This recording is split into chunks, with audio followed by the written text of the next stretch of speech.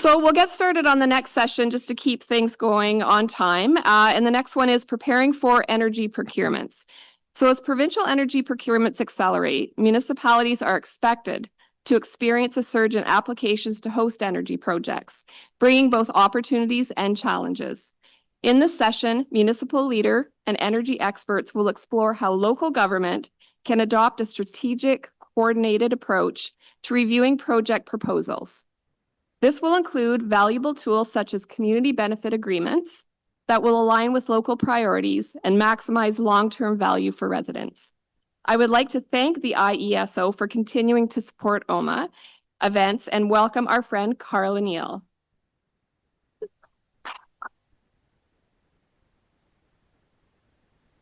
So as Vice President of Corporate Relations, Engagement, and Strategy, Carla is responsible for providing strategic leadership in the areas of communication, stakeholder engagement, government relations, and innovation, and managing and enhancing all relationships on behalf of IESO. Quite a large undertaking.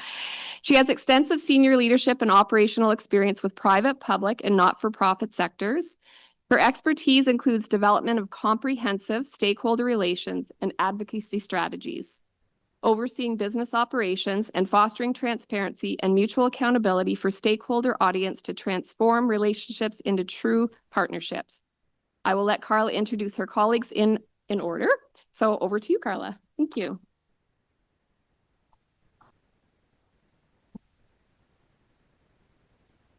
Well, good afternoon, everyone, and thank you so much for that lovely introduction, and really appreciate the opportunity to spend some time with you today. We have a terrific panel organized to focus on how to prepare your municipality for upcoming energy procurements. And so I'm going to invite the following individuals to join me on stage. We have Nicholson, who is the CAO for the Township of Edwardsburgh, Cardinal, Karen Nesbitt, who is a Senior Manager of Policy at AMO, and Marko Cirovic, who is the Director of Sector Engagement with the IESO. And together, we're going to take a deep dive this afternoon into securing Ontario's energy future, specifically the role of municipalities in building new energy infrastructure, with a very important focus on the role that CEOs will play in advising councils and informing decision-making for your residents, for your region, and collectively for the province as a whole. Before we turn to the panel, I'm going to quickly set the table for today's discussion, provide a little bit of context, and I'm going to start by referring to a single number, and that number is 75%. 75% is how much more electricity we are going to require in Ontario by 2050. It's a staggering increase that we are projecting, but it is going to be needed to power millions of homes, support economic development increasingly across Ontario, and also to enable the ongoing electrification and decarbonization that is happening very rapidly all around us. And the IESO prepares an annual forecast. We update it each year to reflect changing micro and macro conditions, as well as taking into account geopolitical situations. And so in this very moment, with our neighbors to the south posing a serious threat to our economy and to our sovereignty, there is obviously a growing urgency for our province to unlock growth, and also the potential that exists in so many pockets and parts of this province.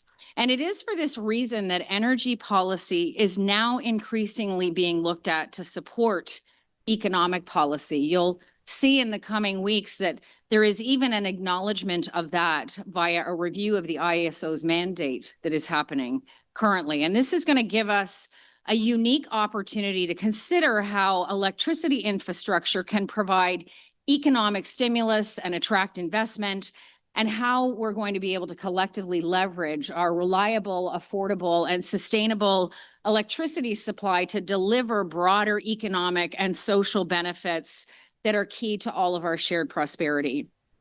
When we think about Ontario's supply mix, there is a clear plan in place to fulfill the growing needs that I just mentioned on the last slide. And that plan includes working very closely with municipalities and Indigenous communities across Ontario.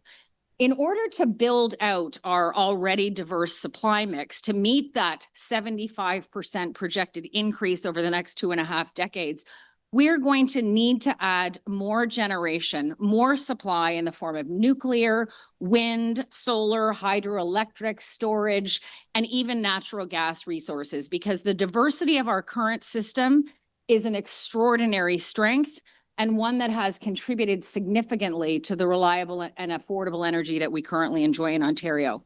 In addition, we are also going to need to significantly reinforce and expand our transmission infrastructure in order to move that supply around the province. And to support that work and that build out, there are a number of regional and bulk planning initiatives to inform decision-making about the future expansion and reinforcement of Ontario's transmission grid. As of right now, we cannot keep up with growing demand with the current infrastructure we have in place alone. And so this is a very important path that we all find ourselves on in order to build more. Last spring, we completed the first of a major long-term procurement for new energy and capacity resources in Ontario, which included not only energy producing, but also storage projects. And most notably from that exercise, it was the largest battery storage procurement in Canada's history, and the single largest battery storage facility ever procured in the country is located in the Township of Edwardsburgh, Cardinal. And so we're going to have Sean share with us his experiences in a moment. Municipal involvement and support in this last round of procurements was absolutely critical, and we are about to embark on our second wave of longer-term procurements very shortly. In fact, we're hoping to be able to release the request for proposals for long-term 2 as of next month for the first window, and there will be successive windows that will occur after that as we look to secure supply to meet needs in the early 2030s. At the direction of government, this next wave of procurements is going to be technology agnostic, meaning all of these supply types will be eligible to participate. It is going to protect prime agricultural land. It is going to promote Indigenous partnership and participation in the energy sector, and it is also going to incentivize development in Northern Ontario. And what's more, that as part of this next wave, in order for any project to be eligible to even be considered by the IESO at the time of bid submission, a municipal council support resolution must be confirmed. Support in principle on the part of councils prior to the project being submitted to us. So full stop. If you say no, the project is not going to go. And so this set of circumstances gives you the authority to work with developers, ensuring that projects align with your local interests. And it also creates an opportunity for you to optimize benefits for your community through a negotiated community benefits agreement with developers. And so you can fully expect that as a result of this investment opportunity, that developers are going to be knocking on your doors if they are not already in anticipation of this significant opportunity. So over the next several years, you and your councils may be dealing with proposals for any myriad of resource types. And obviously, approving those projects is going to support and foster growth within your community, within your region, and across the province. And so while you're contemplating these big decisions, we were very excited to create today's panel to help us share insights about how collectively we can work towards our shared energy future. And so we're here to talk about preparing for that, preparing for what comes next. As I said, we have an esteemed panel here, and I think based on the significant project that is happening within his municipality, I'm going to start with Sean first, because as part of LT1, that RFP process, the Skyview 2 battery storage facility was awarded a contract by the IESO. The largest battery storage facility in the country will be coming online as a result of this process that is on place, providing that all of the permitting and approvals and other requirements are met. It is a 400 megawatt facility. And to provide some context, 400 megawatts of energy and capacity is enough to power 400,000 homes. So we're not talking about a small sea can with a few Tesla batteries in it. This is a big, big undertaking. So I'm going to ask Sean, do you mind just telling us a little bit about, how the project came to you, what your community's experience has been like working with the developer, and how that relationship is unfolding locally?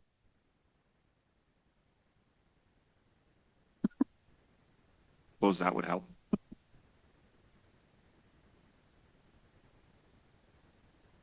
I do have a loud voice, so I hope Very clear. I hope Yeah. now it doesn't get too loud.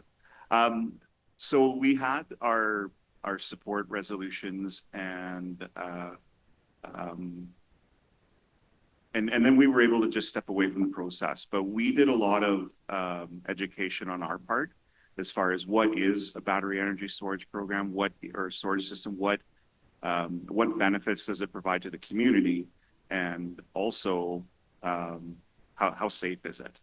Because that was always what came up, whether it was fire, whether it was noise, whether it was any of those things. So when they were doing their pre-consultations for LT1, we attended, like staff attended all of their open houses that they did, just to learn more information. And when the Skyview project was awarded to Potentia, the successful proponent, that was really when it started to kick off with the township. As far as all they came to us before giving a resolution was, here's the land that we're thinking of using. Is it permitted for that use?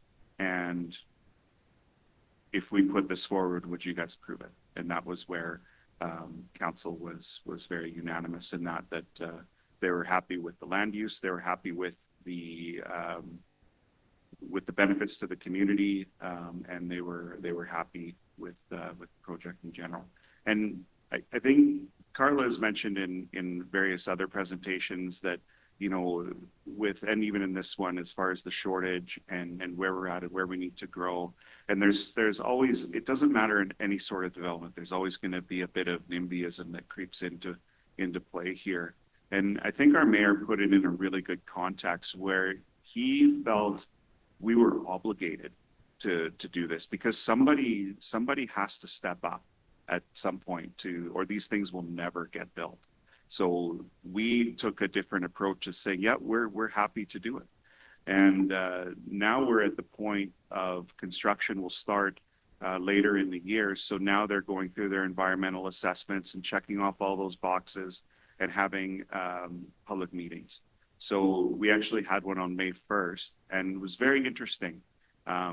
Number one, I know that our council was very eager to attend the public meeting and be involved. And I kind of said, actually, it's their meeting. You should step away as government, because if it does get unruly, you don't want to be caught in that crossfire when it's not even our meeting. So they did that, and that was good. We had about 60 people come through the open house and ask all sorts of questions. But the proponent was so organized and did such a good job of totally outlining the project, and even having a replica container from the battery manufacturer there, showing exactly what was inside it and how it worked, what kind of batteries we were using versus these kinds of, they went through all of that.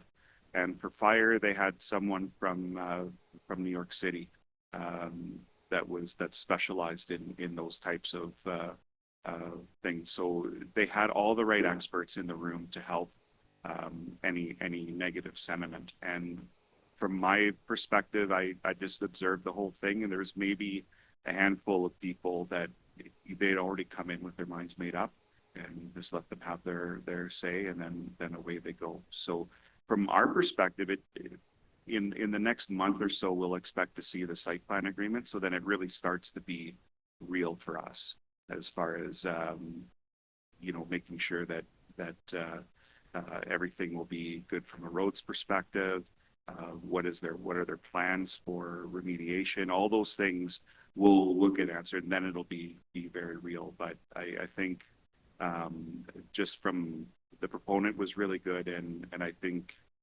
all of the residents came really well prepared with really good questions, and has been a really good process so far. And I know that has not been the case to some of our other neighbors, even within our county. And even where the land is for this property or for this storage is right on the border of another township, and they passed on it. So we were able to kind of navigate through it, and now we're in a place where I think our mayor has said, if there's more, happy to have them. So it's been a very positive experience for me. That's great. And thanks for sharing those perspectives and insights into the process. And just to, maybe underscore a couple of the things, key points that you made there, the obligation on the part of the developer and the proponent to earn the community's trust, right? To build support for the project, to answer questions, to educate and inform is a really important one. And I know that AMO's done some great work to help not only municipalities understand their role, but also developers as they work with communities. And the second piece too, just to summarize, the municipal council support resolution that happens at the outset of the process is support in principle, but it certainly does not negate the need for a whole series of other requirements and obligations to be met before a project will proceed. So I think two really great points that you made there. Thanks for that, Sean. So maybe that's a great segue into Karen and the work that AMO has done, because AMO obviously has an exemplary track record as a partner organization and supporting municipalities. And you've developed a toolkit as of late to support not only developers, but municipalities, most importantly, in navigating their relationships. So maybe you can talk a little bit about all of that great work that you've done. That's great. Thanks so much, Carla. Pleasure to. Just a couple of things. First and foremost, AMO is super committed to setting up our sector to be strong, effective, and confident partners working with energy developers to realize the project proposals that make sense within their communities. But we also realize that this is a new space. We as a sector don't have technical expertise around assessing highly complex, cutting edge technology types of proposals and knowing how to work within our labyrinth approval structures with the province as well to have these projects be supported. So looking at that, hearing feedback from both municipalities and energy developer associations that participated in earlier long-term procurement rounds, we heard the call for additional guidance. Somebody once put it to me that you wouldn't build an IKEA furniture without the instructions. So we were really wanting to develop those instructions for our sector to help guide them through three key things around long-term energy procurements. The first being, what is the municipal role and responsibility throughout the process? The second being, what are the questions we should be asking to ensure the right due diligence in assessing projects to get to that municipal support resolution, and then ultimately to help support the developer through their later stage approvals to have the project be realized. And then third, wanted to pick up and share with our sector emerging norms around community benefit agreements that help ensure that municipalities understand from the get-go any costs that their municipality may be asked to absorb as part of hosting a project, and work with the developer to have those costs absorbed. And then as well, open up the discussion really around revenue sharing with the energy proponent themselves. So we developed this guidance. It's on our toolkit. It's on our website. We developed it with input from municipalities that had been engaged in early rounds of long-term procurement with the IESO, with energy developer associations, with provincial municipalities, because we partner with them around the approvals process, and they also set the parameters for the municipal role on approvals. And within our sector, we were careful to work with both technical staff as well as elected officials. We, as Carla mentioned, not only developed guidance for our sector, but also developed a shorter companion piece really geared at a developer audience. And these pieces work together because we thought it was important to tell developers what to expect from municipalities when engaging with them, how they can prepare to be strong partners, and how they can do their part to support a smooth municipal support resolution and ultimately approvals process. And so far, so good. We've had great reception on the toolkit, and we'll be evolving it as long-term procurements evolve and change and are rolled out, and we learn more lessons from the sector. Thank you. Yeah, thanks so much for your work on that, Karen. It's been an extraordinary partnership with AMO to bring these types of resources to life. And you've been a great contributor, as has OMAA, to the IESO's Associations Liaison Group, which was a group that we created to bring representatives from all associations that have an interest in the energy sector together to find these opportunities to collaborate. So it's received incredible feedback and is a very helpful tool. Maybe we'll send out to Scott and to others with the organizing committee a link to that resource so you all have it digitally and at the ready. We have a room full of CAOs here. Is there any advice that you have based on the work that you've done and all the experiences that you've had exposure to doing this work that you would provide to the CAOs in the room dealing with energy policy? Anything, Karen, that you would offer?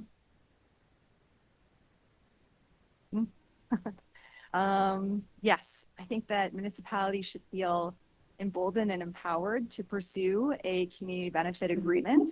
Our toolkit includes examples of where these are in place and also includes guidance on what they could be used to apply to. So for example, they can be used to ensure that municipalities have the right emergency services equipment and staff training to be able to respond to the very unique emergency response required to specific projects.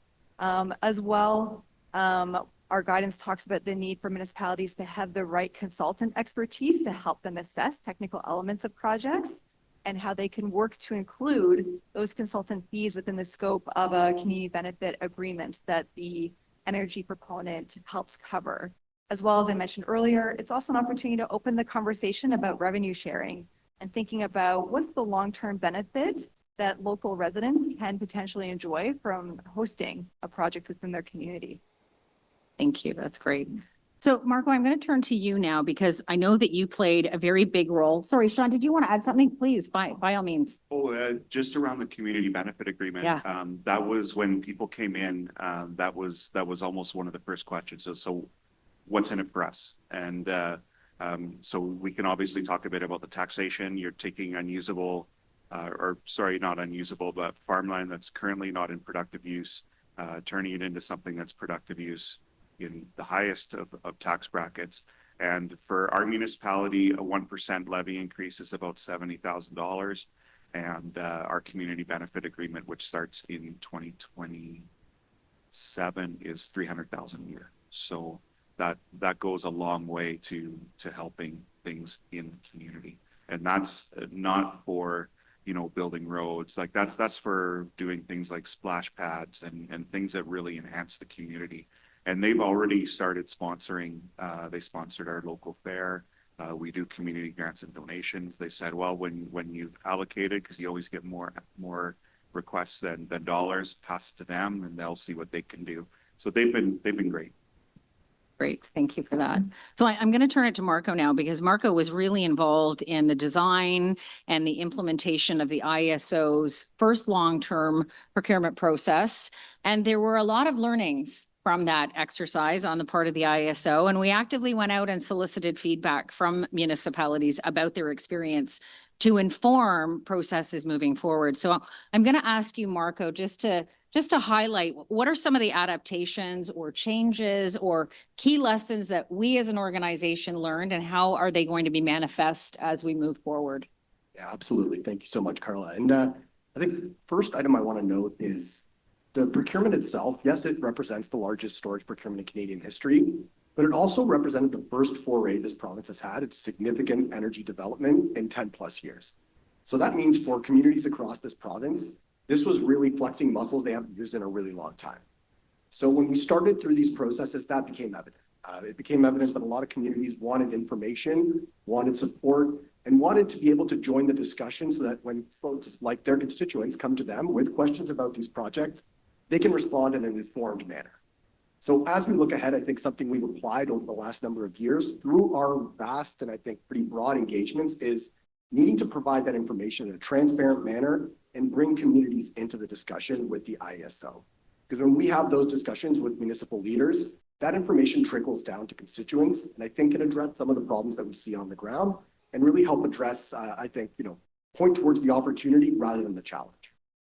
In terms of these procurement processes, I will highlight maybe two kind of key aspects as we transition from the first round of procurements into the next LT2s and the numerous windows.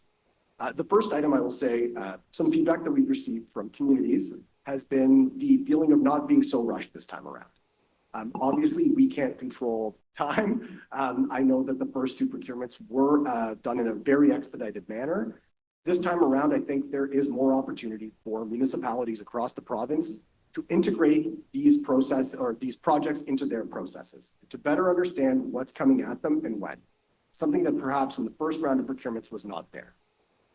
The other piece really is the policy direction from government, which is that municipal support resolutions will be mandatory this time around. I know, again, with the first round of procurements, due to those timing constraints, there was some flexibility on having those support resolutions obtained after contract award. This time around, I think the reaction that I've seen from across the province has been overwhelmingly positive, giving municipalities the ability to make decisions ahead of time rather than waiting post-contract award. And as part of that process, I think one of the key enhancements that we've implemented this time around for the next round of procurements has been to look at how proponents engage with local community members. Under the earlier procurements for ELT and LT1 RFPs, the IESO mandated or laid out a minimum set of requirements for community engagement. While yes, those community engagement requirements were based on extensive procurement experience and best practices, I don't know that they address the fact that each municipality in this province is unique, has unique challenges and unique constituents that want to be engaged on their level. So back to Karen's point around empowering municipalities, what we've done this time around under the LT2 is tie those engagement requirements to the issuance of municipal support resolutions. So that means when municipalities are speaking to proponents and considering whether or not they want to approve or support a project in their municipal boundaries, they can dictate to the proponent how they want their constituents engaged, what level of engagement they require, and how to tie that into the municipal support, the issuance of the municipal support resolution. So again, that I think really leans onto that notion of empowering municipalities, putting them in the driver's seat, because at the end of the day, you folks know your constituents better than we do, better than proponents do, and you should be able to tell proponents how they should be engaging with your constituents. Do we have time for a question from the audience? Or you want us to wrap up? One question from the audience. Are there any? There we go. Okay.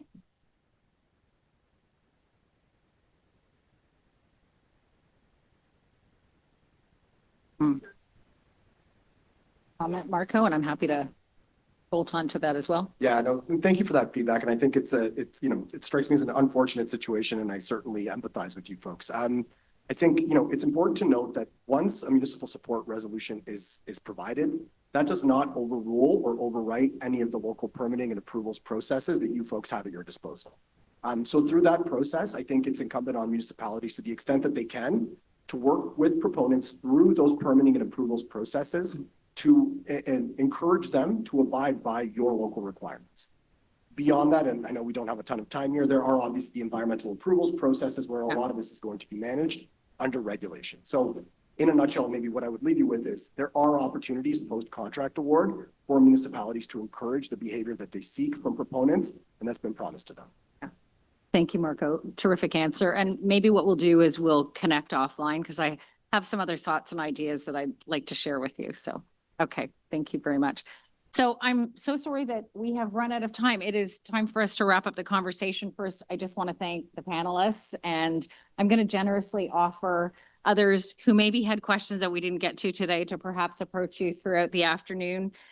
Thank you so much. Demand for electricity in Ontario is rising, and obviously it is a shared responsibility and a journey that we are all on together in order to meet the growing needs of our province. At the IESO, we like to say that every person connected to the grid is connected to its future, and so we're all in this together. I hope you will reach out to us and please lean on us if there's any way that we can support you and your councils as you navigate the next series of procurements and other processes that we're leading. So thank you. Thank you to OMAA. So just before you run, I have to apologize to Carla because I said your last name wrong. I know a Carla Neal, but this is Carla Nell. So thank you so much. And a huge thank you to the panel. And just to show you our appreciation, we have just a small parting gift for you, which I'll give to you on the way to.